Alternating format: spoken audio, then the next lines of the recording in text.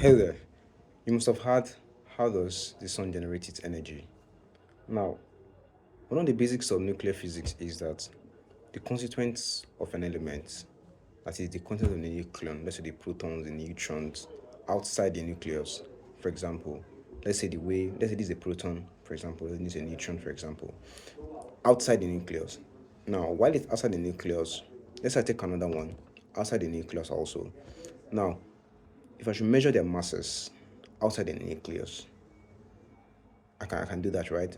If I should measure myself outside the nucleus, now it is kind of higher than if they are together. If I should measure their masses the same time, also same time. Now that is another level of understanding, but that was the basic truth: is that the masses why they are separated and the masses why they are conjoined together they are different. Now the masses why they are separated is kind of higher in terms of mass in terms of measurement. I mean, in terms of the measurement, it is higher the masses where they are outside, but while they are conjoined together, it is kind of higher and lower. Sorry. So why they are low? So why they are lower?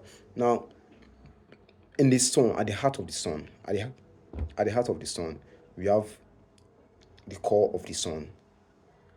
Let's say, for example, because at the heart of the sun we have hydrogen. Now hydrogen fuses into helium fuses into lithium fuses into down the line like that.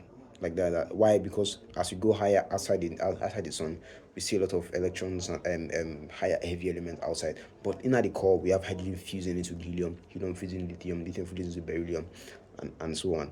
But so why is it doing that? It is emitting energy, because also one of the basics of nuclear physics is that when two nucleon conjoin together, the masses are reduced. The mass effect turns into energy according to Einstein theory. So the mass effect turns into energy. So that way you have energy. Now that's one of the basics way in which the sun generates its energy, and that is what we call nuclear fusion. And that is called nuclear fusion, and that is, I know some of you have heard of it. You've heard of what we call nuclear fusion. Some countries currently are trying to get to the level of creating a nuclear fusion reactor. It's kind of hard to create because it requires immense pressure.